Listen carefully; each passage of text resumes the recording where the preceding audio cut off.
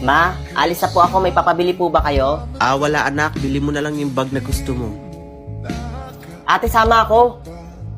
Naboboring ako dito sa bahay eh. Tsaka wala rin naman akong kachat. Yun lang ba ang problema mo, bunso? May solusyon ako dyan. I-download mo na ang OFO app. Ha? OFO app? Oo, bunso. Alam mo ba sa OFO app, marami kang makakachat. Hindi ka doon maboboring. At higit sa lahat, maraming magaganda at pogi doon. Kaya ano pang hinihintay mo? I-try mo na. Ha? Talaga ba, ate? Sige nga, matry ko yung OFO app. O sige, mauna na ako ha. Ma. Sige, mag-iingat ka. Wow, ang ganda naman ng bag. Bastos na bata. Miss, kukunin ko na po yung isa. Tag 800 po yan, ma'am. 800? Sige. Wait lang ha. Nadukutan ka ata, ma'am.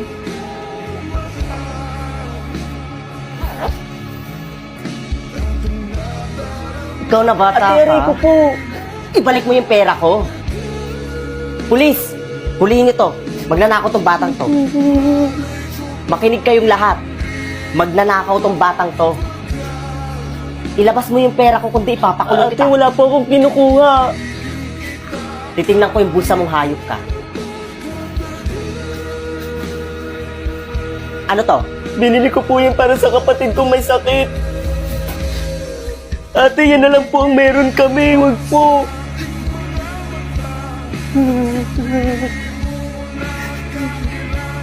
Kami na lang po bahala sa batang ito, ma'am. Ibibigay po namin siya sa DSWD.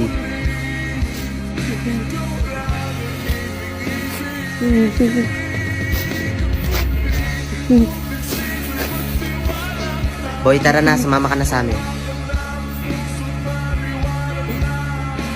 Ma, andito na pala si ate oh.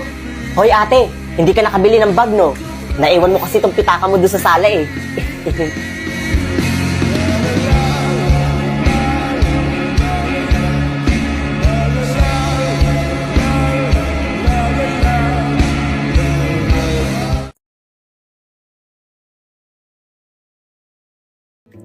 Ito taya ko.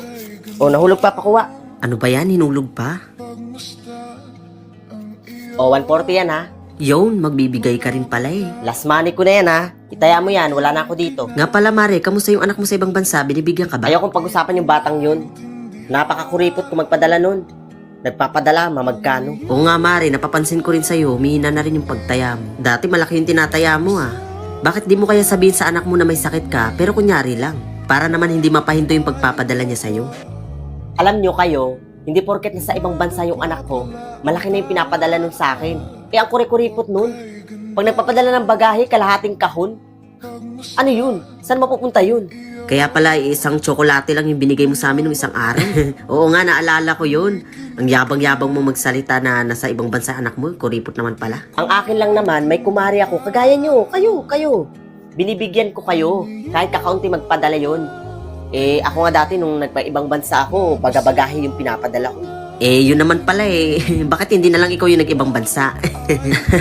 Lakas ng tama mo. Pero at least nagpapadala pa rin ha. Buti na lang talaga nakakapagpadala. Kung hindi, naku, wala talagang kwenta. Masasabi mo talagang walang kwenta. Buti na lang nakakapagpadala, di ba? Tsaka ito, Mare, huwag niyo sasabihin to sa kanya. Iniingatan ko na lang siya dahil siya na lang yung pinaguhugutan ko ng pera. Alam niyo namang wala akong trabaho, di ba? Oo nga no. Galing ha. Ayos din yung trip mo, Mare ha. Di ba? Talino, di ba? Mag-iisip din kasi kayo minsan. Taya mo na yan. Uy, Mars, si Marvin oh. Marvin, anak. Gusto ko pa po makita yung anak ko. Gusto ko pa po humingi ng tawad sa kanya. Dahil hindi ako naging mabuting ina sa kanya. Mamamatay na po ba ako? Don't worry, ma'am. Hindi po kayo mamamatay. You are safe now.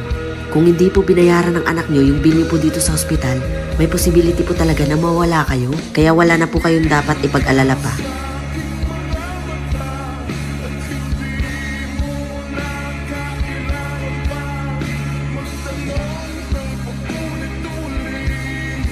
Mars, di ba may number ka ng anak kong si Marvin?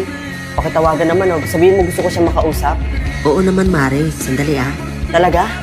Salamat.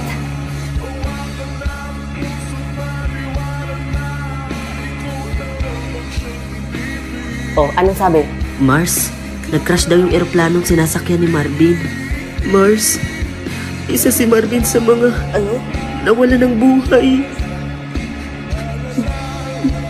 Hindi totoo yan, Mars. Hindi totoo yan.